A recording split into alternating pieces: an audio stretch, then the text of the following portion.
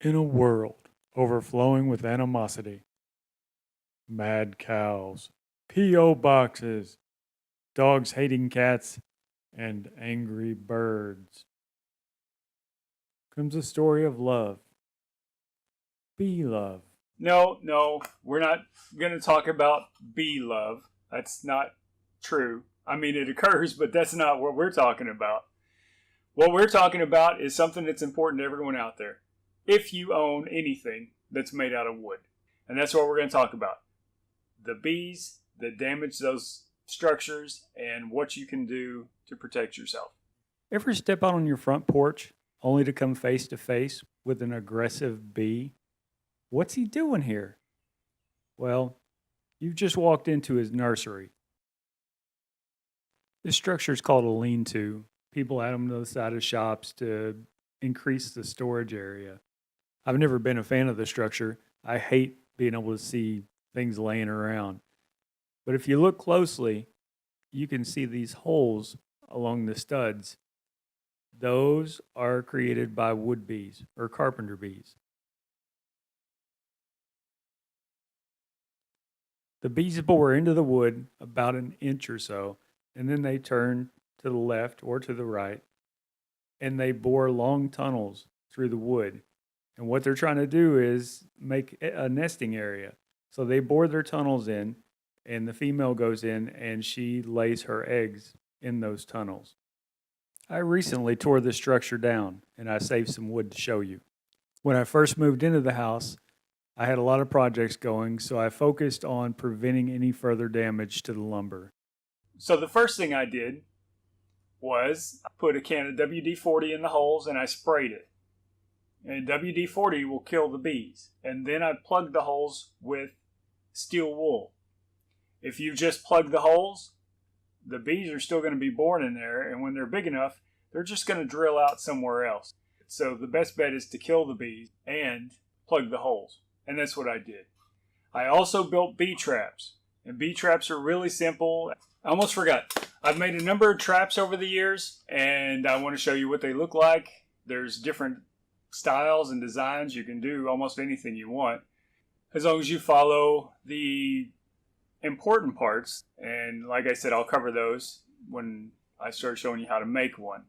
But I'm going to show you some of the different designs and styles I've put together. Some I really like, some I'm okay with, some are prettier than others. So I'll show you the ones I have. Here's some traps.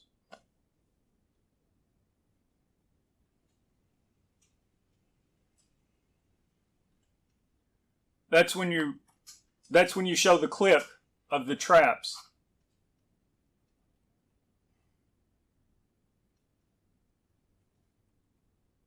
Full screen, please.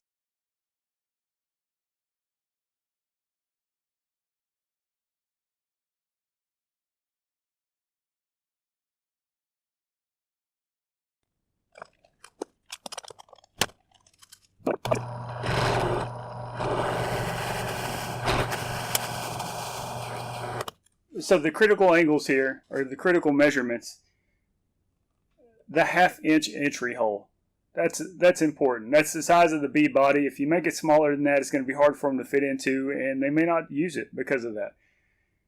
So that's critical importance, half-inch.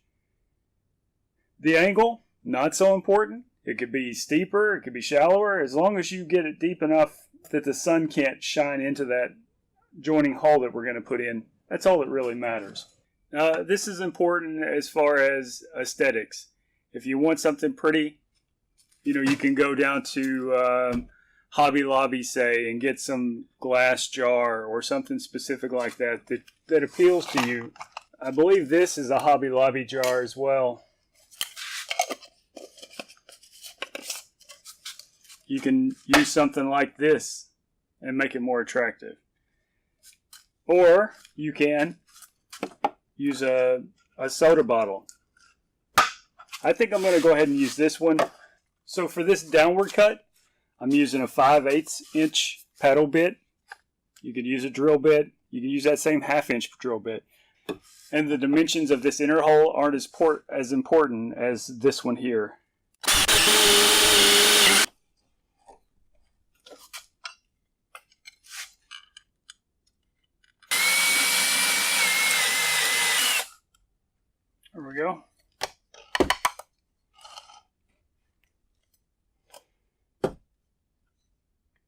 Now it'll go on there. I'm going to get the table saw out, and we're going to cut those boards that I told you I had that were damaged by the bees.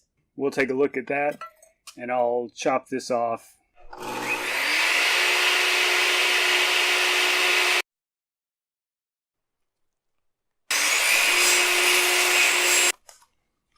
So these are the pieces of wood that came out of the lean-to, and I've sliced them in several different cuts. So I'm going to pick up a piece and I'll run it close to the camera so you can look at it, and then I'll peel the sections away.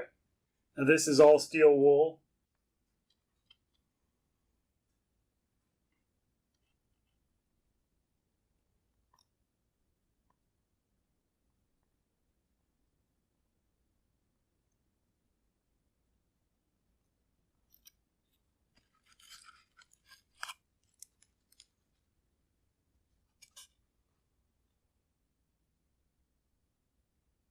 Still some bees in there, I guess, that passed away. Maybe I killed them, I don't know. But you can see that is a lot of damage being done.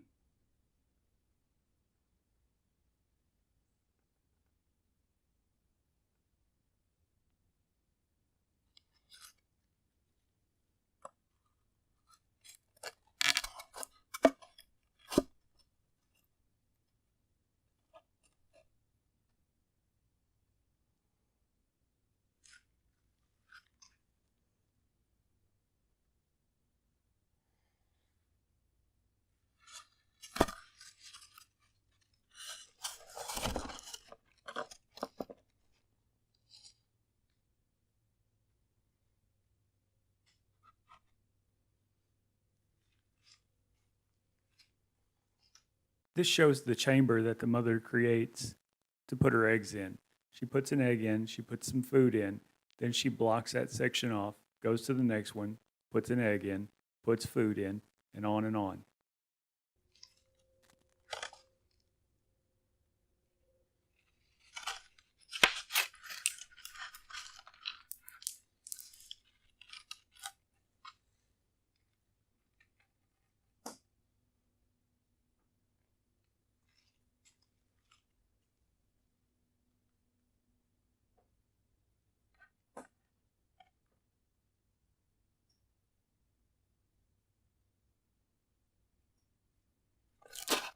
You can see how much structure has been removed from these 2x4s. This one is especially weak. So since I had it out there, I just went ahead and used the table saw. I'm going to put a couple of self-tapping screws in here, figure out exactly where I want the thing.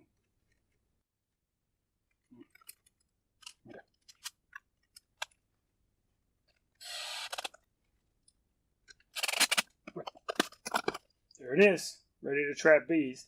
Like I said, this one's set up for a corner, so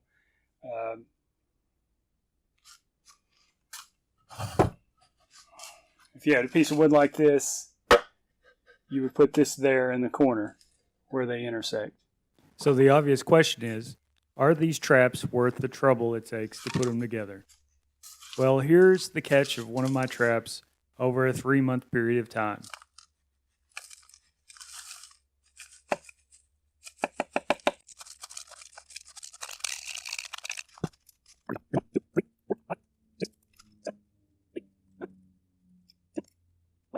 This one right here, this should be a male. If you see on his head there, he's got a bright yellow patch. The males guard the nest, and that's their way of scaring off predators. Well, one of their ways of being recognized is by having that bright, scary patch on their face. The females, on the other hand, don't have that coloration. So as you can imagine, this is a lot of damage right here in this one container. These guys really could have done some damage on the structure out there.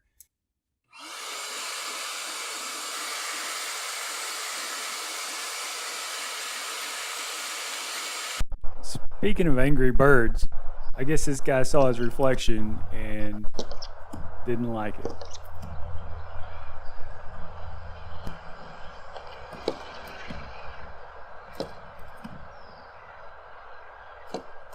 Well, that's all for this one. Thanks for stopping by.